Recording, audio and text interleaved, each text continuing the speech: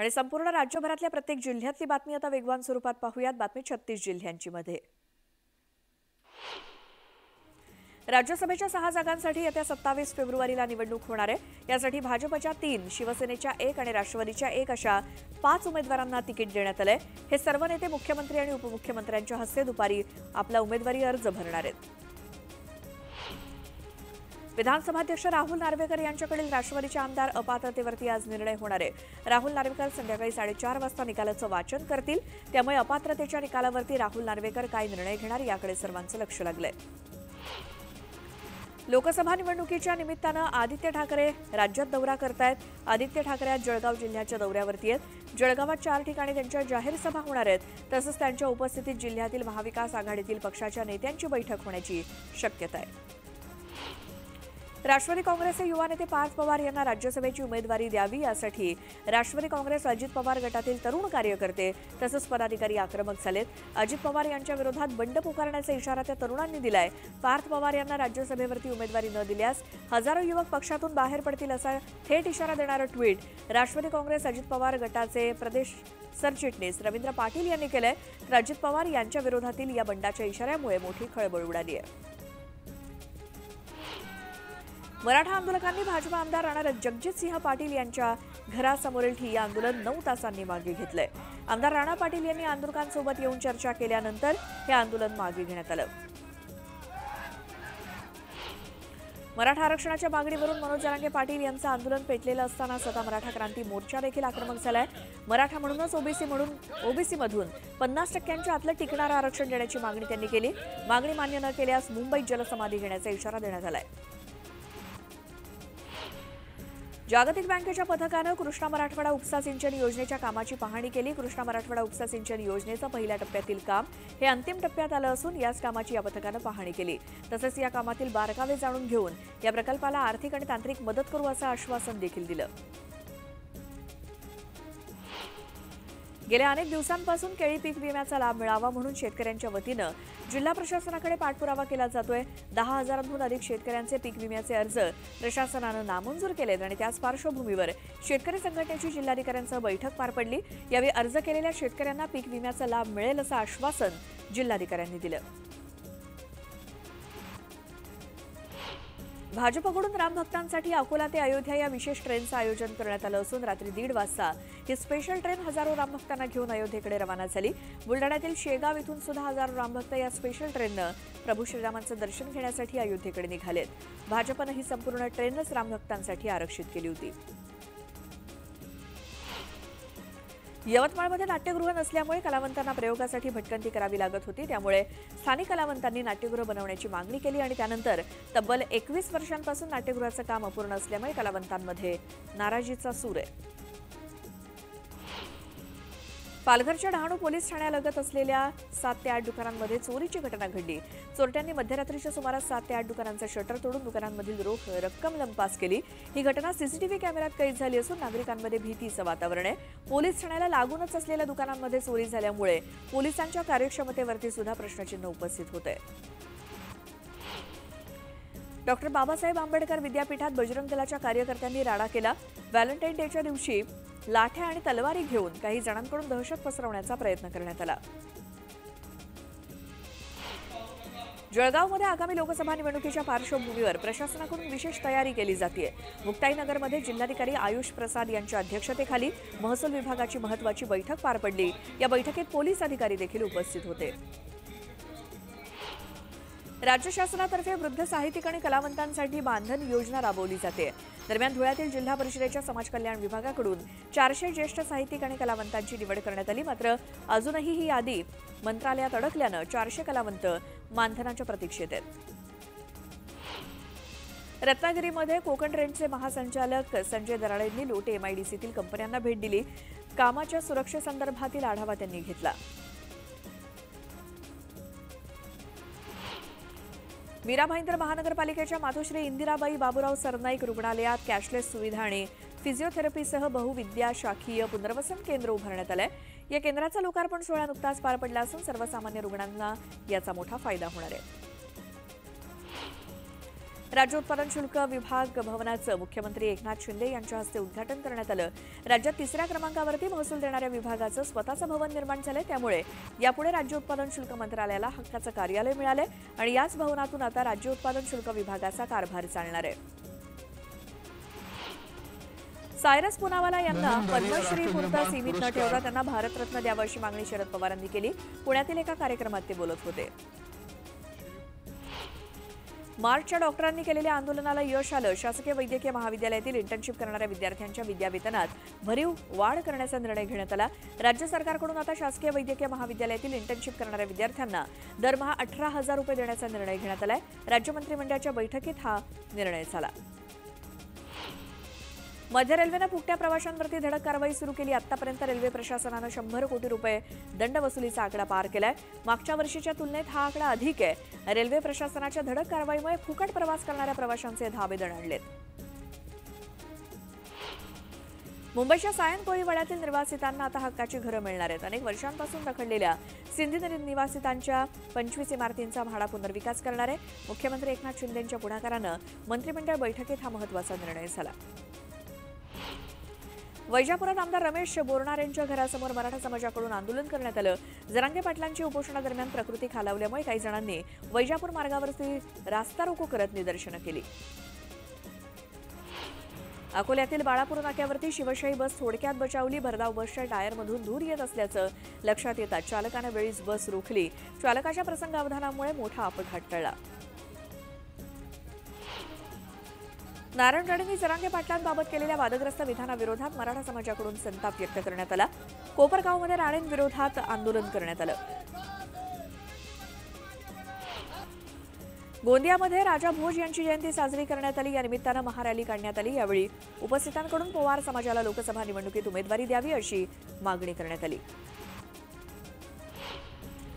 तळेगाव काटे गावाजवळ भीषण अपघात झाला। मुंबई गोवा महामार्गावरती कंटेनरनं एका बाईकला धडक दिली। यात ट्रक खाली चिरडून बाईक स्वाराचा मृत्यू झाला।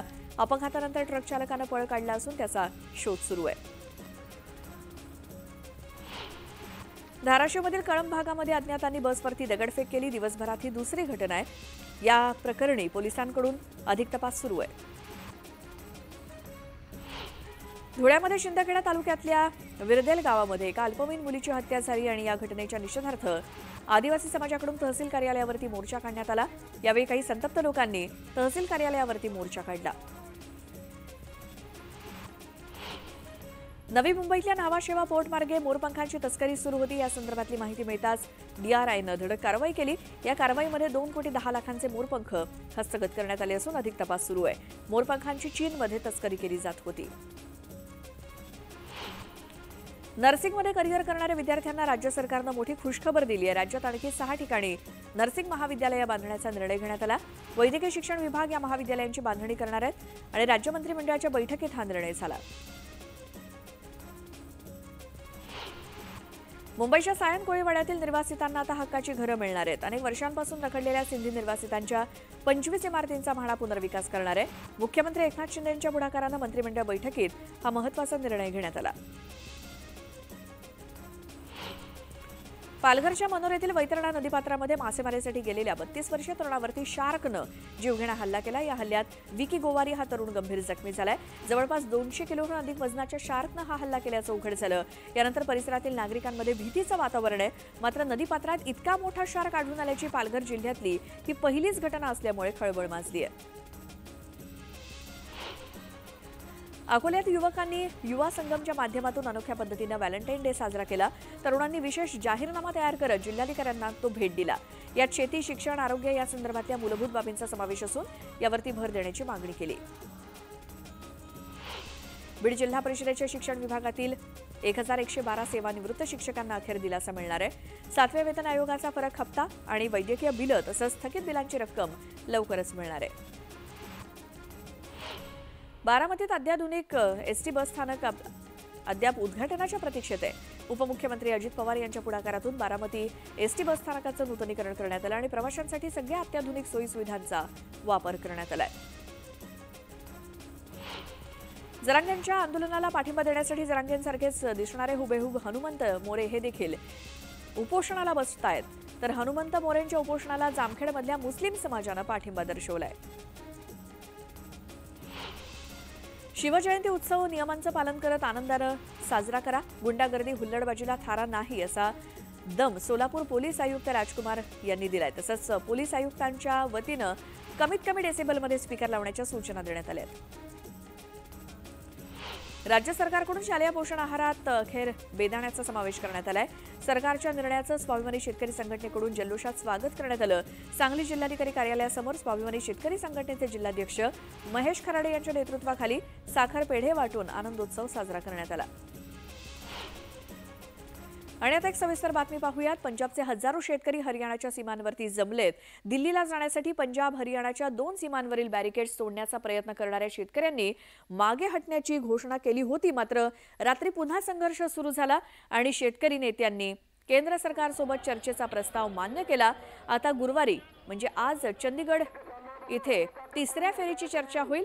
मात्र यामध्ये केंद्राकडून कृषी मंत्री अर्जुन मुंडा, वाणिज्य तथा उद्योग मंत्री पियुष गोयल आणि गृहराज्यमंत्री नित्यानंद राय सहभाग घेतील.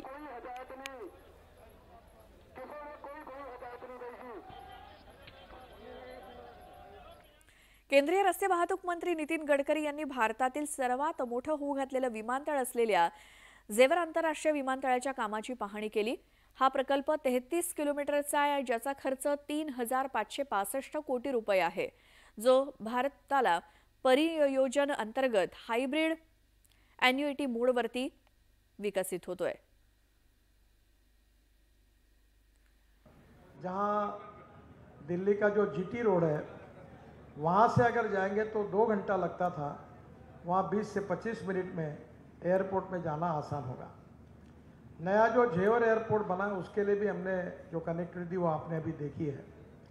जो द्वारका एक्सप्रेस हाईवे और UR2 के जो पैकेज पूरे हुए हैं उसका उद्घाटन के लिए हमने प्रधानमंत्री जी को आमंत्रित किया है. अबुधाबीमधील पहिल्या हिंदू मंदिराचं पंतप्रधान नरेंद्र मोदी यांच्या हस्ते उद्घाटन करण्यात आलं. अबू मुरेखा इथे 27 एकर जागेवरती हे मंदिर बांधण्यात आलं. मंदिरासाठी 700 कोटी रुपये खर्च करण्यात आलाय.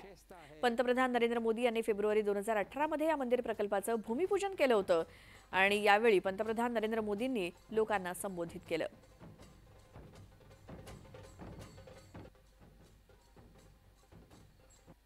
अबुधाबीमध्ये हे भव्य दिव्य असं शिवमंदिर पहिलं हिंदू मंदिर साकारण्यात आलंय.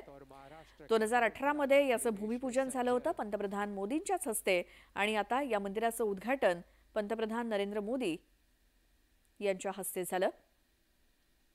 अबुधाबीतलं हे पहिलं हिंदू मंदिर.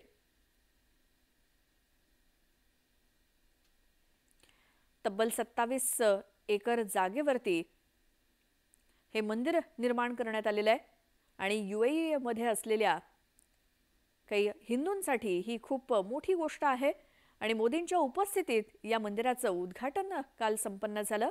अबुधाबीमध्ये हे पहिलं हिंदू मंदिर, अतिशय भव्य दिव्य असं हे मंदिर आणि त्याचं उद्घाटन नुकतंच पार पडलं. पंतप्रधान नरेंद्र मोदी या उद्घाटन कार्यक्रमाला उपस्थित होते.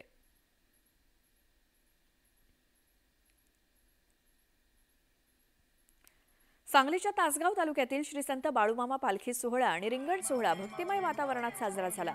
राष्ट्रवादीचे युवा नेते रोहित पाटील यांच्या हस्ते उद्घाटन करण्यात आलं. अत्यंत भक्तिमय वातावरणात तुर्ची गावातील मुख्य मार्गावरून श्रींच्या पालखीची भव्य मिरवणूक काढण्यात आली आणि या मिरवणुकीत सहभागी झालेला माऊलींचा अश्व आणि गजा ढोल, तुळशी वृंदावन, माऊली माऊलीचा गजर सर्वांचंच लक्ष वेधून घेत होता. पालखी आणि रिंगण सोहळ्याचं हे 13वं वर्ष आहे.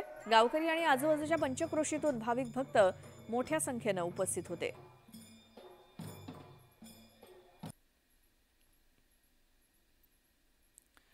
तर सांगलीच्या तासगाव या ठिकाणी पालखी सोहळा हा संपन्न झाला. मोठ्या संख्येनं इथे भाविक उपस्थित होते.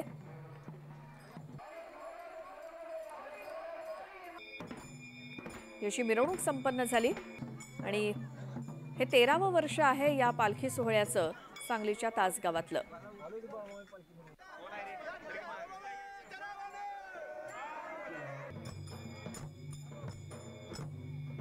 पंचक्रोशीतून भाविक मोठ्या संख्येने उपस्थित होते. सांगलीच्या तासगावामध्ये श्री संत बाळूमामा पालखी सोहळा आणि रिंगण सोहळा त्याची ही दृश्य आहेत। अगदी भक्तिमय वातावरणात हा सोहळा साजरा झाला। राष्ट्रवादीचे युवा नेते रोहित पाटील यांच्या हस्ते उद्घाटन झालं आणि अत्यंत भक्तिमय वातावरणात तुर्ची गावातील मुख्य मार्गावरून पालखीची भव्य मिरवणूक काढण्यात आली। आणि आता पुढची बातमी आहे। लोकमत न्यूज नेटवर्क तर्फे महाराष्ट्रीयन ऑफ द इयर हा गुणवंतांचा सन्मान सोहळा आज मुंबईमध्ये संपन्न होतोय।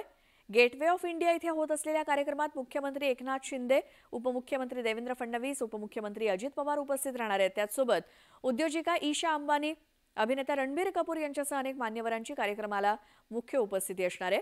या कार्यक्रमाचं वैशिष्ट्य म्हणजे प्रथमच उपमुख्यमंत्री फडणवीस आणि अजित पवार यांची एकत्रितपणे मुलाखत होणार आहे। अनंत अंबानी आणि राधिका मर्चंट हे लवकरच विवाह बंधनात अडकणार आहेत। 1 ते 3 मार्च दरम्यान रिलायन्स ग्रीन्स जामनगर इथे हा विवाह सोहळा संपन्न होणार आहे। या विवाह सोहळ्यासाठी महाबळेश्वरमधील दिव्यांग कारागीर खास भेट म्हणून मेणबत्त्या तयार करतायत। स्वदेश ही संस्था भारतातील पारंपरिक कला आणि कारागिरांसाठी एक प्रतीक म्हणून काम करते आणि ही संस्था देशातील प्राचीन कला आणि हस्तकलेचा समृद्ध वारसा जतन करण्यासाठी मोठं काम करते। मेक इन इंडिया अंतर्गत स्वदेश वस्त्रकलेमध्ये योगदान देणाऱ्या प्रतिभावान कलाकारांना प्रोत्साहन दिलं जातं आणि या संस्थेच्या पुढाकारातून या मेणबत्त्या तयार करण्याचं काम सुरू आहे।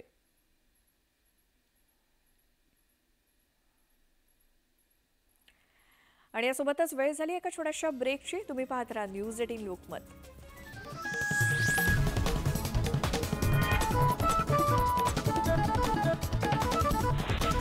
ब्रेकनंतर आपल्या सगळ्यांचं पुन्हा एकदा स्वागत आणि एक ब्रेकिंग न्यूज आपल्यापर्यंत येते ती बघूया। अभिषेक घोसाळकर खून प्रकरणातला खुनी मॉरिस याच्या पीएला गुन्हे शाखेनं ताब्यात घेतलेला आहे। दुपारी 1च्या दरम्यान गुन्हे शाखा युनिट 12च्या बाहेर मेहुल पारेख सिगरेट पिताना आढळलेला आहे। मेहुल पारेख सध्या चौकशीसाठी क्राईम ब्रांचच्या ताब्यात आहे। चौकशीसाठी तो ताब्यात असताना बाहेर येऊन सिगरेट पितानाचा व्हिडिओ व्हायरल झालेला आहे।